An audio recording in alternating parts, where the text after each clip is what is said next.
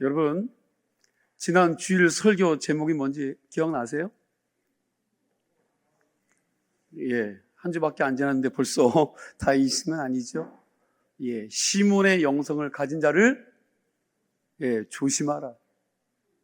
시몬의 영성을 가진 자를 조심하라. 지난주 우리는 시몬의 영성을 조심하라는 말씀을 나누면서 우리가 마술사 시몬처럼 예수 믿으면 안 된다는 것을 배웠습니다.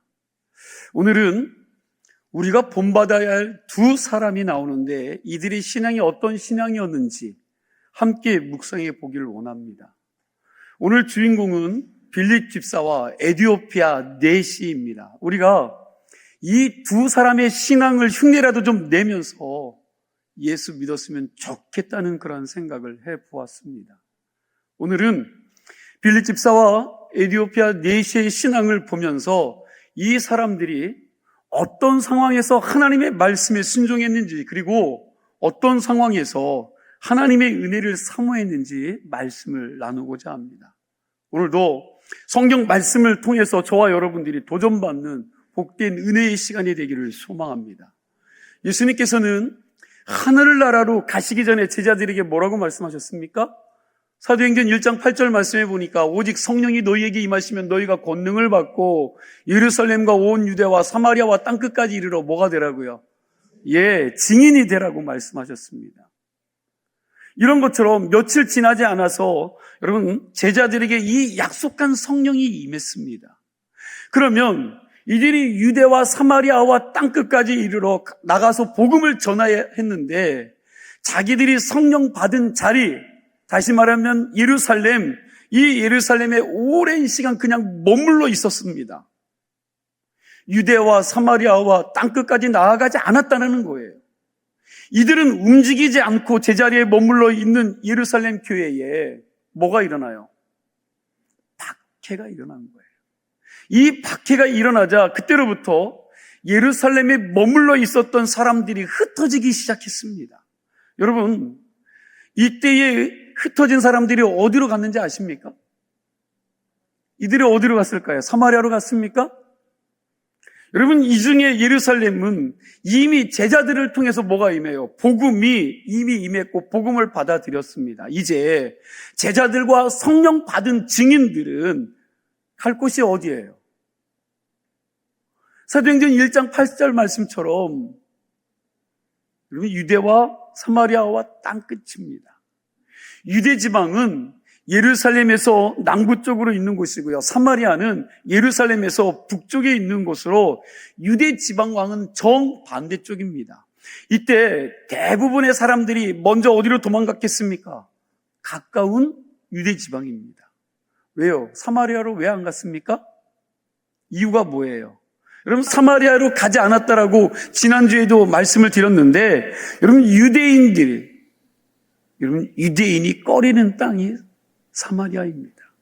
그 당시 이스라엘 사람들은 사마리아 사람들을요, 인간 취급을 하지 않았습니다. 그런데 빌립 집사는 모든 사람들이 가기를 꺼려하는 이 사마리아 땅으로 간 겁니다. 여기서 하나 점검하고 갈 것이 있습니다. 사도행전 6장, 7장, 8장은 집사행전이라는 별명을 가지고 있어요. 초대교회 최초로 7 집사를 뽑는 이야기와 스데반 집사와 빌립 집사를 통하여 하나님의 일하는 모습이 나오기 때문에 사도행전 6장, 7장, 8장은 사도행전 안에 있는 집사행전이라고 말을 하고 있습니다. 초대교회에서 성령 충만한 7 집사를 뽑았는데 성경을 보면 그 7 집사 중에 스데반과 빌립의 이야기만 나오고 있습니다. 나머지 5은 어떤 일을 했는지, 뭐하며 죽었는지, 여러분 이런 기록이 전혀 없습니다. 스데반과 빌립의 이야기만 나오는데 사도행전의 저자 누가의 기록에 의하면 이 두 사람은 같은 집사였지만 사역의 특징이 조금 다르다는 것을 우리가 알 수가 있죠. 먼저 스데반 집사는요, 탁월한 설교자였습니다. 우리가 사도행전 7장을 통해서 스데반 집사의 설교를 한 달 동안 살피었는데 스데반은 여러분 어디서요? 회당이죠.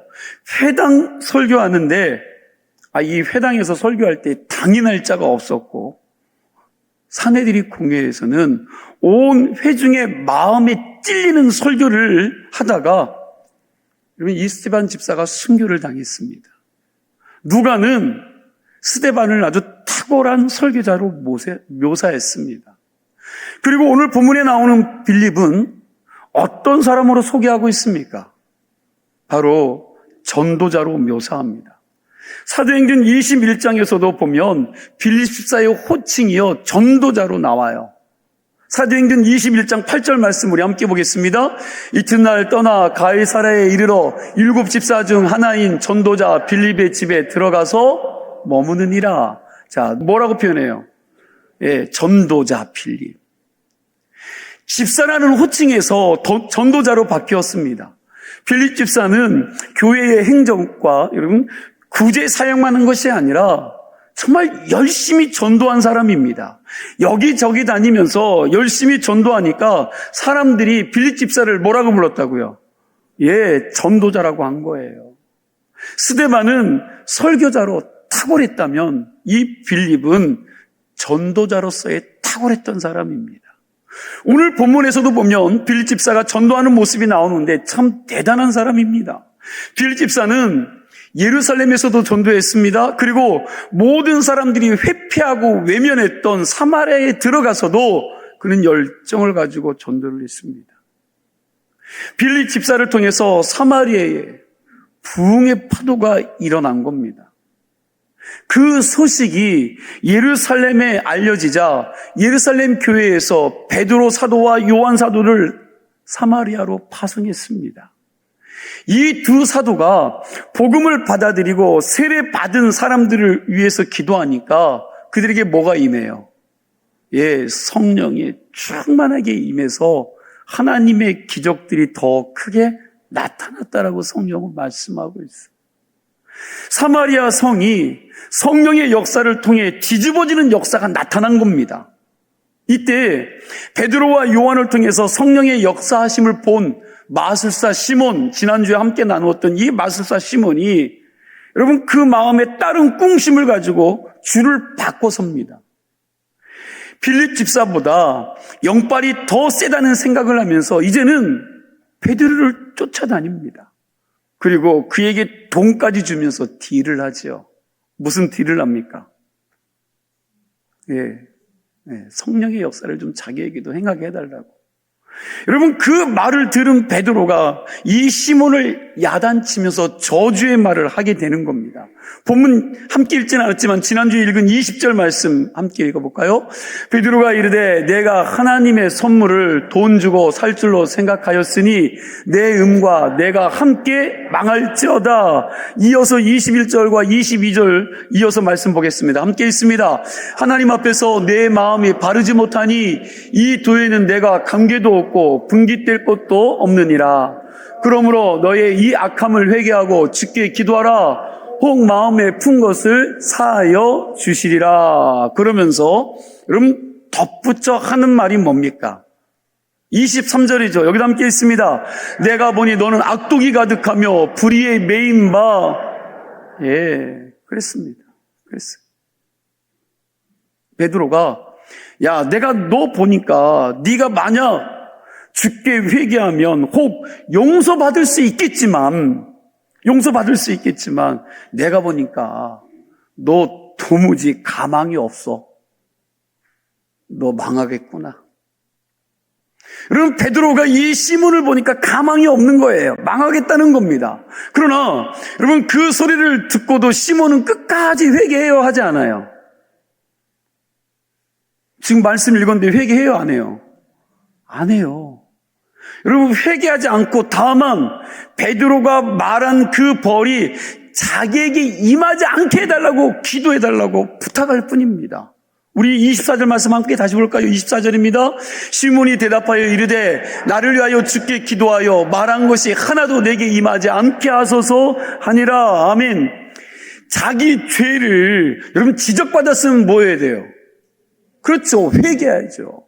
말씀을 듣다가 양심에 찔림이 있고 마음에 찔림이 있으면 여러분 그거 가지고 하나님 앞에 나아가 기도해야 되죠. 하나님, 이 찔리는 마음을 해결해 달라고 회개해야 합니다. 그런데 오히려 오늘 시몬을 보니까 자기가 벌만 받지 않게 해달라는 기도를 부탁하는 겁니다. 다시 말하면 이 와중에서도 이 마술사 시몬에게는 구원이 중요하지 않아. 구원을 선포하는, 회개를 선포하는 그 말씀에 그는 그 구원을 받아들이지 않습니다. 뭐예요? 자신의 야망 외에는 아무런 관심이 없는 사람이야. 자기가 높임받는 것, 자기가 드러나는 것 외에는 다른 관심이 없습니다. 그래서 시몬은 끝까지 안 될 인간이라고 성경은 말하는 거예요. 안 될 인간이라는 거예요. 사마리아가 빌립을 통해서 복음을 받아들이고 세례를 받았습니다. 그리고 사마리아에 부흥이 일어났습니다. 그때까지 사람들이요, 빌립 집사를 주목했어요. 그런데 얼마 안 가서 여러분 예루살렘에서 베드로와 요한이 사마리아에 왔습니다. 그때 비로소 이 두 사람을 통하여 성령 세례가 사마리아 사람들에게 임하게 됩니다. 이때부터 상황이 좀 달라지는 겁니다. 사마리아 사람들의 관심이 누구였어요? 처음에는 빌립이죠. 빌립에게 온통 관심을 가졌는데 여러분 예루살렘에서 온 사도들을, 특히 그 관심이 베드로에게도 옮겨갔습니다. 여러분, 이걸 보면서 어떤 생각이 드십니까? 저는 빌립 집사도 사람인지라 그 마음이 좀 서운하게 느껴질 수 있었겠다라는 생각이 들었습니다. 사실 사마리아 선교는 빌립 집사 혼자 다 했습니다. 전도자 빌립 집사를 통해서 복음의 열매가 나타났는데 베드로가 사마리아에 오고 난 다음부터는 빌립을 쳐다보는 사람이 없습니다. 그동안 빌립을 쫓아다녔던 이 시몬조차도 라인을 바꿔서 누구에게? 베드로에게 붙어버린 겁니다. 처음에는 빌립과 함께 하더니 이게 그냥 라인을 바꿔버렸어. 그러니 여러분 빌립 집사의 마음에 찬바람이 휙 지나가지 않았을까 하는 생각이 드는 거죠. 사마리아 선교는 내가 다 했는데 왜 사도들이 영광을 받아야 하나 하는 이런 생각이 들지 않았을까 하는 생각을 해봅니다. 그런데 여러분 말씀을 준비하면서 성경 이것저것 찾아봤는데 여러분 빌립이 거기에 대해서 서운한 마음을 가졌다는 말씀 한마디도 나오지 않아요. 빌립이 그거에 대해서 서운했다라는 말씀이 나오지를 않습니다. 이게 빌립과 우리의 다른 모습 같습니다. 빌립은 사람들의 인기에 연연하지 않았어요. 사람들이 자기를 어떻게 하든 그거에 여러분 메인 사람이 아닙니다. 성령 충만한 가운데에서 성령의 이끌림을 받아 사역했던 이 빌립에게 여러분 사람들의 인기는 문제가 아니었습니다. 빌립은 사람들이 자기를 주목하면서 따르든 따르지 않든 여러분 그거에 대해서 전혀 개의치 않았어요. 그거에는 전혀 관심이 없는 사람이었습니다. 그저 자기에게서 복음을 전해들어 복음을 받은 그 사람들이 예수만 잘 믿으면 되는 거예요. 이게 빌립의 관심입니다. 빌립은 사람들이 나를 얼마나 따르는가, 내가 인기가 있는가 없는가가 중요한 게 아닙니다. 이 빌립 집사에게 중요한 것은 오직 전도자의 사명을 감당하는 것이었고 오직 하나님의 인도하심을 받는 것뿐이었다라는 거예요. 그러니 여러분 이 빌립 집사는요 참 멋진 사람이에요. 정말로 멋진 사람입니다. 빌립 집사가 이렇게 사마리아에서 사역을 감당하고 있던 어느 날 어쩌면 잠시 한숨 돌리고 쉬고 있었는지도 모릅니다. 하나님은 빌립 집사에게 그 자리에서 일어나라 말씀하시더니 이번에는 어디로 보내요? 26절 말씀을 보니까 빌립 집사는 사마리아 성도들에게 인사도 못하고 환송해도 못하고 성령의 인도하심을 따라 또 다른 땅으로 떠나게 되는 모습이 나와요. 우리 26절 말씀 함께 읽습니다. 주의 사자가 빌립에게 말하여 이르되 일어나서 남쪽으로 향하여 예루살렘에서 가사로 내려가는 길까지 가라 하니 그 길은 광야라. 여러분, 이 부분을 좀 집중해서 잘 들으셔야 합니다. 지금 빌립이 있는 곳이 사마리아인데, 여러분, 주의 사자가 예루살렘에서 가사로 내려가는 길까지 가라 그랬습니다. 그런데 그곳이 광야라고 말하고 있습니다. 성령께서 사마리아에 있는 빌립에게, 사마리아 지도 보시면 나오겠지만, 여러분, 사마리아에서 여러분 예루살렘입니다. 예루살렘. 이 사마리아에 있는 빌립에게 예루살렘을 거쳐 어디로 가라고요? 맨 밑에 있는 가사죠. 가사로 가는 광야로 가라고 했는데, 사마리아에서 예루살렘까지는 74km입니다. 그리고 가사는 지금 하마스와 이스라엘군이 계속 전쟁하고 있는 바로 가자 지구입니다. 여러분, 예루살렘에서 가사까지는 70km예요. 이 둘의 거리를 합하면 몇 킬로입니까? 그렇죠. 144km입니다. 그러니까 사마리아와 가사 사이에 뭐가 있어요? 예루살렘이, 그죠? 예루살렘이 있는 거죠. 지도를 보면 사마리아와 가사, 그 중간에 여러분 예루살렘이 있는 거예요. 26절 말씀 보니까 가사까지는 아니고 가사로 가는 광야길로 가라고 했으니까 144km까지는 아닐 겁니다. 그러나 대충 계산해도 가사로 가는 광야길까지는요 100km가 넘는 거리예요. 사마리아에서 가사 가는 길에 거의, 여러분, 가사 가는 길은 거의 광야의 길입니다. 여러분, 산길이에요. 너무 험난한 길입니다. 이 길은 쉬운 길이 아닙니다. 지금이야 여러분 길을 잘 뚫고 자가용이 있으니까 2-3시간이면 갈 수 있는 거리지만 2000년 전에 이 길을 가려면 최소한 3일은 걸어가야 하는 거리예요. 26절 27절 말씀에 보면 일어나서 가라, 일어나 가서 보니라는 말씀이 반복되어 나오는 것을 보아 빌립이요 사마리아에서 사역을 마치고 좀 쉬고 있었던 것 같아요. 쉬고 있는 빌립 집사에게 성령께서 야 그만 쉬고 일어나서 가사로 가는 광야길로 가라 그렇게 말씀하신 겁니다. 빌립은 좀 더 쉬고 싶었을 텐데도 여러분 그러나 하나님이 명령하시니 그 명령에 순종해서 그 먼 길을 그냥 떠난 겁니다. 이렇게 여러분 이야기하지 않았어요. 하나님, 제가 좀 피곤한데 여기서 사역을 너무 힘들게 해서 내가 너무 힘든데 이 먼 길 떠나려면 좀 제가 쉬어야 되지 않겠습니까? 제가 좀만 쉬었다 가겠습니다. 그러니 하나님 좀 저를 내버려 두십시오. 여러분 그러지 않았다는 거예요. 그리고 가사로 내려가는 광야길은요, 아까도 이야기했지만 지금 빌립이 있는 사마리아보다 예루살렘에서 여러분 더 가까운 곳이 가사입니다. 가사는 유대 지역이거든요. 그렇다면 예루살렘 교회가 핍박을 당해 흩어질 때 어디로 먼저 피신했습니까? 여러분 이 가사와 같은 유대 지역으로 이미 예루살렘 교회 교인들이 많이 흩어져 들어간 겁니다. 오히려 지금 유대 반대편에 있는 사마리아로 간 사람은 여러분 빌립밖에 없어요. 그러니 빌립 집사의 입장에서는 이렇게 생각할 수도 있습니다. 사마리아에서 가사로 가는 것보다 예루살렘에서 가사로 가는 것이 훨씬 가까운데 하나님 왜 가사 가까이에 있는 성도들 중에서 그곳으로 가라고 하지 않고 반대편에 멀리 있는 나를 왜 불러서 그리로 보내시는가? 여러분 그런 마음을 가지고 하나님 앞에 불평할 수 있지 않겠습니까? 만약에 제가 빌립이라면 제가 좀 쉬고 싶은데 피곤한데 그 먼 곳을 보낸다면 저는 불평했을 것 같아요. 하나님 그곳에도 많은 선지자들이 그곳에서도 많은 믿는 사람들인데 왜 제가 가야 합니까? 그러나 빌립 집사는요 불평 한마디 하지 않고 순종해서 3일 길을 간 거예요. 이건 여러분 순종하기 쉬운 명령이 아닙니다. 여러분 어떤 생각이 듭니까?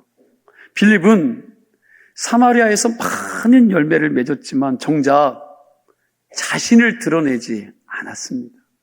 그리고 조용히 그 자리를 빠져나왔습니다. 그리고 하나님의 성령의 인도하심에 이유도 모르고 순종하기 쉽지 않은 상황임에도 불구하고 순종해서 먼 길을 갔습니다.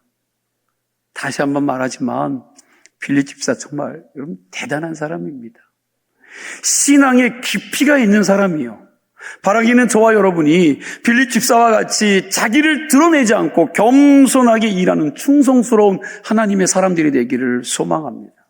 그리고 하나님의 인도하심에 핑계대지 말고 순종할 수 있는 신앙인들이 다 되시기를 축원합니다. 이 두 번째로 살필 사람은 에티오피아 사람 네시입니다.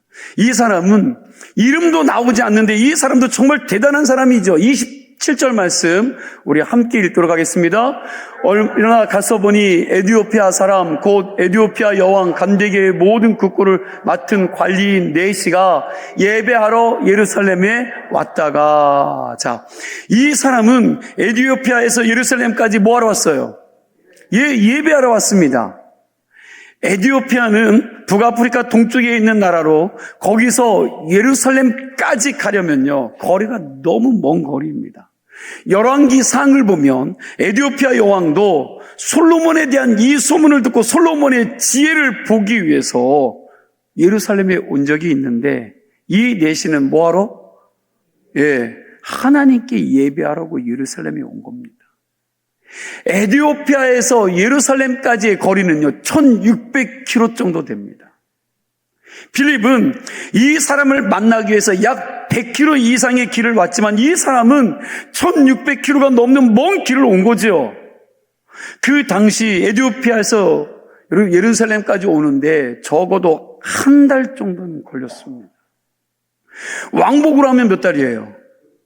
2달이에요. 2달 왕복으로 하면. 이 사람은 예루살렘에 와서 예배 드리고, 여러분 예배 드리려고 2달이나 넘는 시간을 투자한 겁니다. 이 사람 시간이 많은 사람이 아니에요. 여유가 있는 사람이 아닙니다. 에티오피아 여호와 감다게의 국고를 맡은 사람인데 지금 시기로 얘기하면 무슨 장관입니까? 뭐 맡은 사람이요? 국고를 맡았대. 재무부 장관 정도 되는 사람이죠.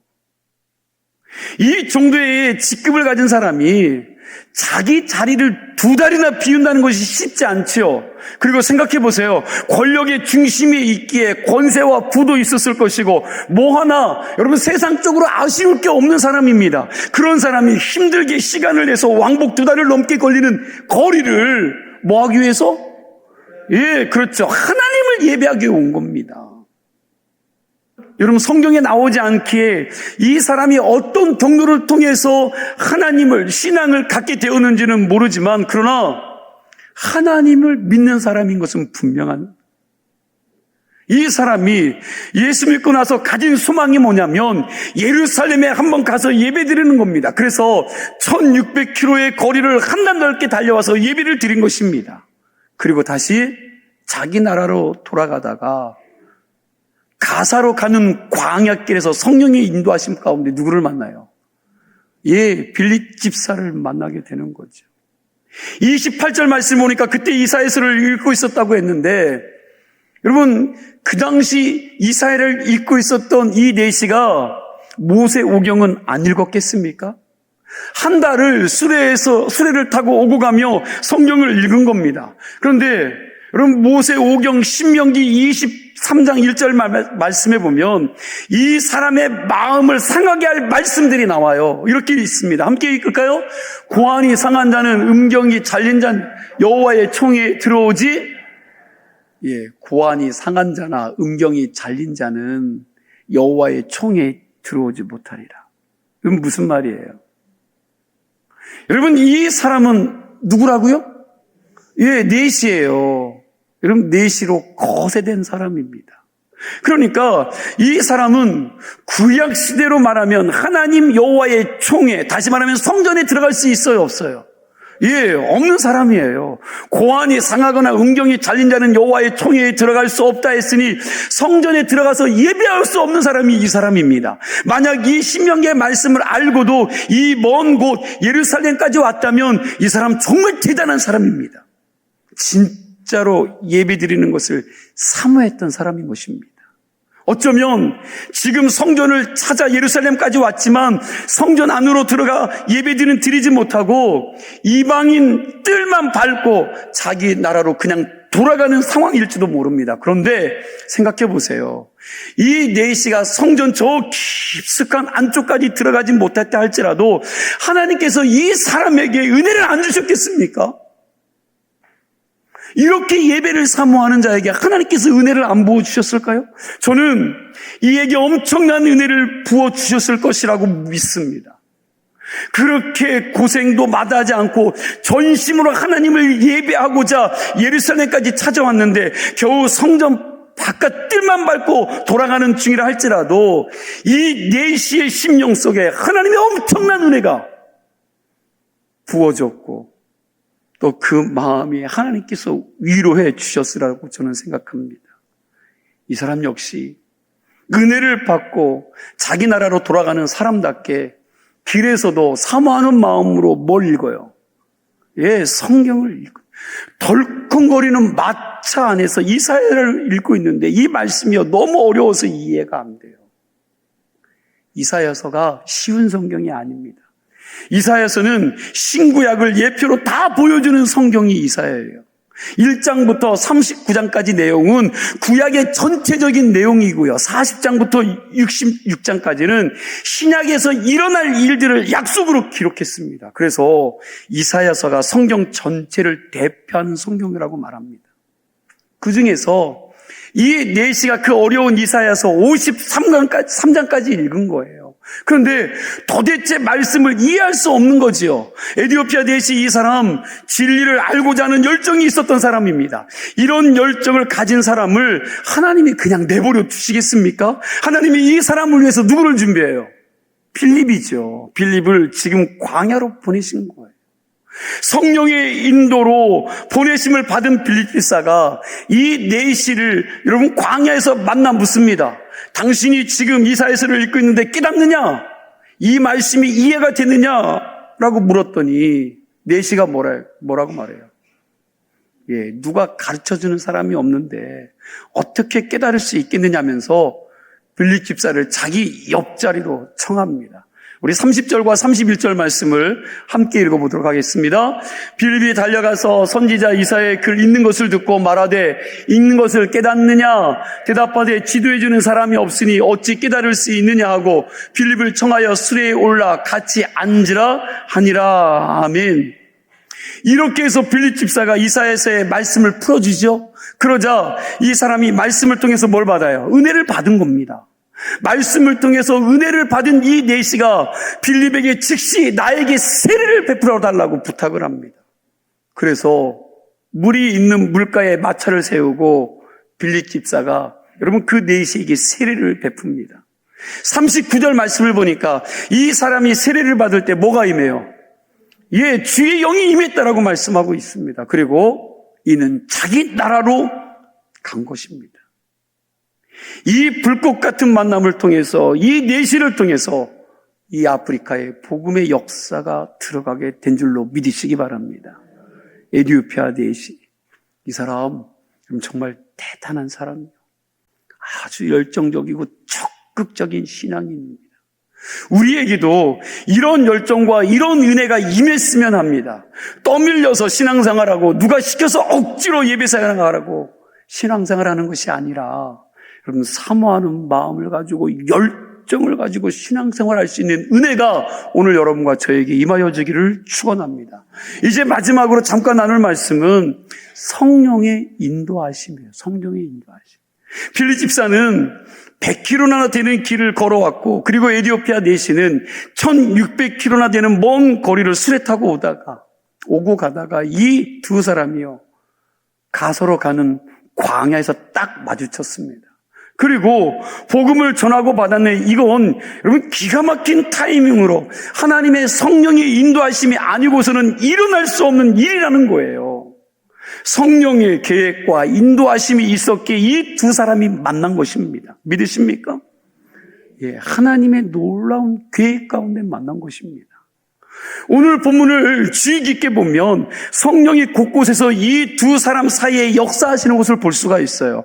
26절 말씀해 보니까 주의 사자가 빌립에게 말하여 이르되 그랬고, 29절에서도 성령이 빌립도로 이르되 이 수레로 가까이 나아가라 하시거늘, 39절도 둘이 물에서 올라올 때 주의 영이 빌립을 이끌어간지라.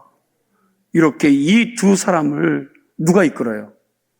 예, 성령께서 이끄시는 모습을 볼 수 있는데, 특별히 빌립 집사는 성령이 이끄시는 삶을 산 사람인 줄로 믿으시기 바랍니다. 여러분, 하나님의 성령은 빌립 집사에게만 역사하는 것이 아니라 지금도 우리에게 말씀하시고 우리를 이끄시는 줄로 믿으시기 바랍니다. 그러나 여러분, 문제가 뭐예요? 문제가 하나님의 영이 나를 이끄실 때 내가 빌립 집사같이 아멘하고 순종하면 따르면 되는데, 우리는 어때요? 아멘하고 순종하고 계십니까? 아니면 그냥 무시하고 지나치고 계십니까? 성령이 이끄시고 말씀하실 때 그게 힘들더라도 순종하고 따라가기를 즐겨하면 나도 빌립 집사와 같이 하나님이 함께 하시는 은혜를 체험하게 될 줄로 믿습니다. 그러나 하나님의 인도하심과 이끄심이 힘들다고, 순종하기 어렵다고, 여러분, 그분의 일들을 무시하고 거부하면 나는 예수를 믿어도 하나님의 인도하심과 하나님이 이끄시는 삶에 대해서 더욱 무뎌지고 그 신앙의 맛을 모르고 신앙생활하는 사람이 될 수밖에 없다는 것입니다. 하나님의 영에 이끌림 받는 삶은 여러분, 성령 충만한 삶이에요. 사도 바울은 여러분, 하나님의 영에 이끌려 받는 삶에 대해서 성령이 충만이라고 말씀하고 있는데, 우리 로마서 8장 14절 말씀을 함께 보도록 하겠습니다. 함께 읽습니다. 무릇 하나님의 영으로 인도함을 받는 사람은 곧 하나님의 아들이라. 아멘. 여러분, 제가 자주 이야기하죠. 성령 충만이 양이 아니라 뭐라고요? 무슨 용어예요? 항상 들어야죠. 여러분, 성령 충만은 양이 아니라 이건 정치적인 용어라고요.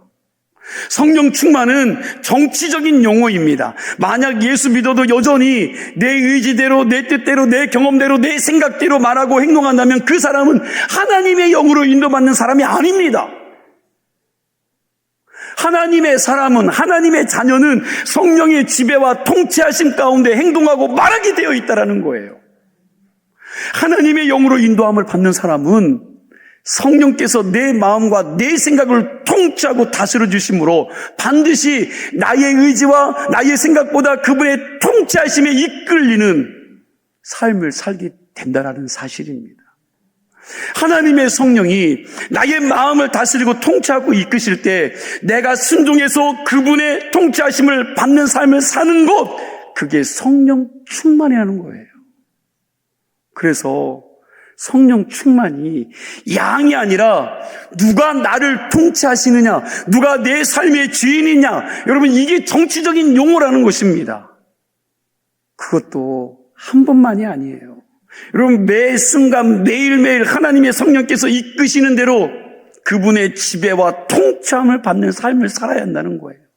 어떤 분이 이렇게 얘기하더라고요. 내가 젊었을 때 부흥회 가서 성령 충만함을 한번 경험했다고 하는 사람이 있는데, 여러분, 그때 받은 성령의 인도로 평생을 살아갈 수 있으세요?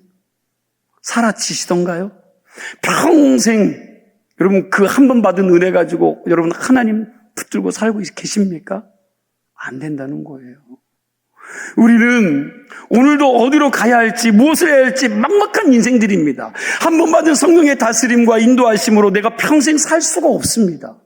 우리는 오늘도 성령의 인도하심이 필요한 연약한 존재들입니다. 오늘 이 순간에도 그분이 나를 매 순간 인도하시고 주장하시는 대로 매일매일 순종하면서 천국 갈 때까지 그분의 이끌림을 받는 삶을 살아야 될 줄로 믿습니다. 그게 성령 충만이고요, 성령의 이끌림을 받는 삶인 줄로 믿으시기 바랍니다. 그렇게 성령 충만함을 사는 사람에게 하나님의 역사가 여러분 능력 가운데 나타나게 되리라 믿습니다. 저와 여러분이 성령의 통치하심과 이끄심을 받고 그리고 그 이끄심에 순종하심으로 하나님께서 함께 하시는 능력과 은혜를 체험할 수 있기를 축원합니다. 우리가 빌립비사처럼 성령의 인도하심에 순종하고 이 에디오피아 니에시처럼 말씀을 사모하면서 살아갈 때에 하나님의 성령은 우리를 당신의 선한 길로 인도하실 뿐만 아니라 날마다 그분의 은혜 가운데 살게 하시는 거룩한 은혜가 여러분과 저에게 임하게 될 줄로 믿습니다. 그런 은혜를 가지고 한 주간도 믿음 안에서 승리할 수 있는 우리 주민간교회 모든 성도들이 되시길 주의 이름으로 축원합니다. 기도합니다. 하나님 감사합니다.